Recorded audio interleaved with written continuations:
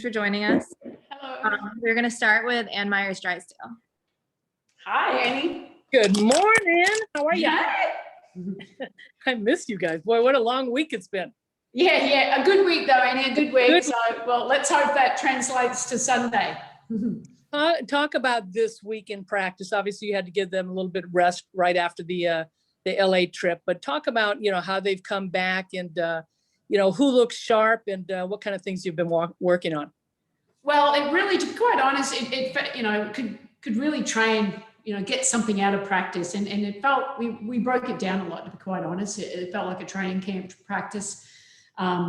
Really focus on some, defensive principles and, starting with the shell drill every day and just reminding of the concept of what we want to do. And, but yeah, just getting a little bit more chemistry together as well and just working on areas that we thought we needed to. And, it's one-on-one defense and just playing team defense and rebounding and just a lot of execution. So the first Monday, Tuesday, Wednesday were, hard practices but really good for us. We had it yesterday off, and obviously today was just short and sharp, keeping it sharp, just to freshen them up a little bit, getting into the next series of games.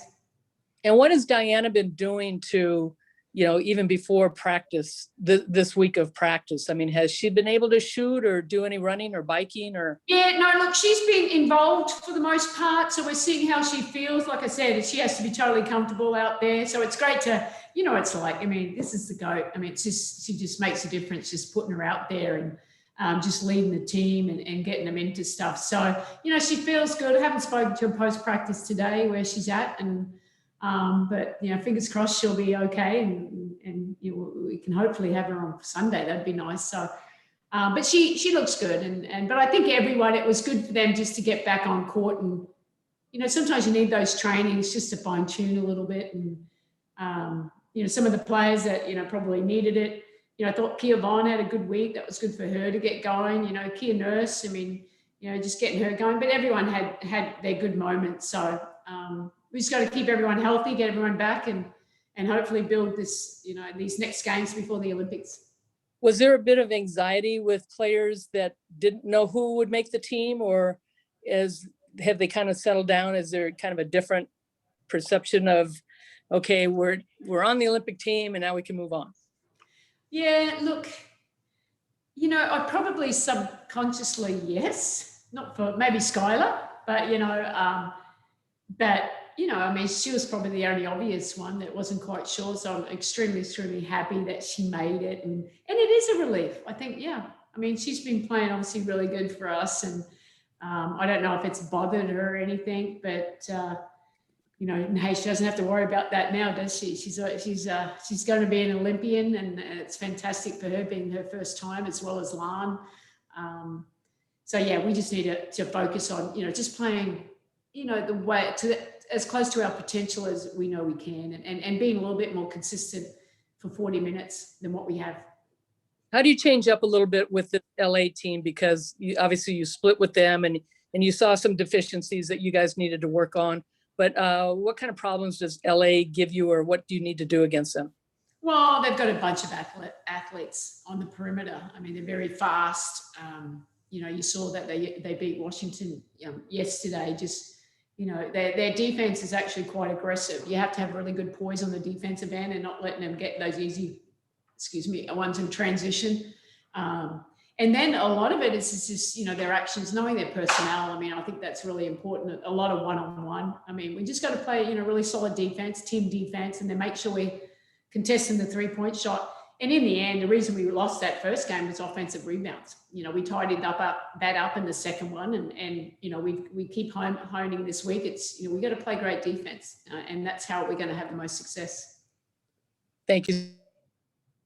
Next up is Jeff Metcalf with the Arizona Republic, followed by Paul Richardson. Everybody's so bunched up. You've talked about that a little bit in the standings. These 6 games right before the Olympics, you've got 2 Seattles and LA and these other 3 besides that. It seems like a pretty important stretch to at least hold your own with some tough competition in there, so you don't get too far behind and have to make up a lot of ground in the second half. Yeah, no, definitely. Look, you know, for us, we just need to focus on ourselves. Like, I think we know what the potential that we can play, and it's just more about being consistent with that, Jeff, to be quite honest. I mean, we've lost a lot of close games. We've got to be able to close a little bit better, and obviously having Diana Taurasi, that certainly helps the process in that regard.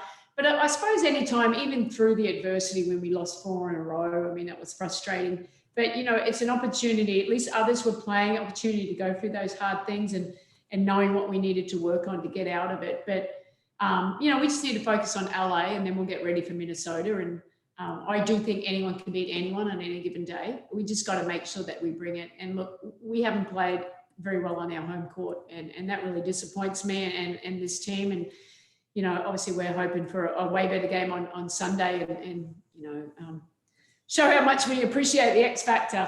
So with always, you know, being loud and supporting us, and we need to play better at home.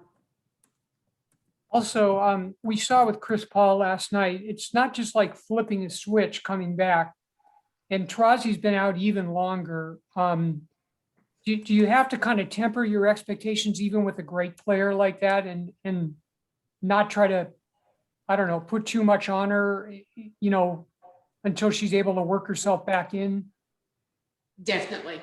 Look, and you know, I mean, Diana would probably say the opposite. She'd probably want more, but you know, I'll see how she's feeling today, and I'll have that conversation with her tomorrow, and hopeful that she can play. And but like knowing that she has been out for a while, like I don't think, you know, how many minutes we can go in a row.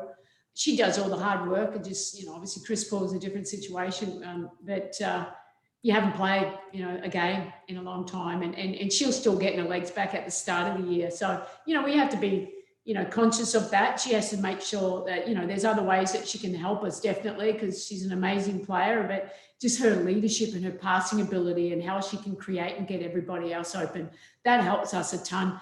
And look, she's a great shooter. You know, we just have to monitor that we're not overdoing it, so she has no legs, especially for the end of the game if they're close. Next up is Paul Richardson with the Sports Cave. Hey, Coach, obviously you want to go into the break on a good note, but how worried are you either way? Like, you get going into the break, you're on a good note, and it's like, dang, now we got to take a break, or we didn't quite close out, and I'm now going to worry about where we are. Like, how much of that worries you taking a break and then coming back and in essence restarting? No, it doesn't worry me at all, quite honest. You know, I don't let things that are out of my head control worry me. Because what I can control, that's what I worry about. And it's more just the performance day in, day out of this team.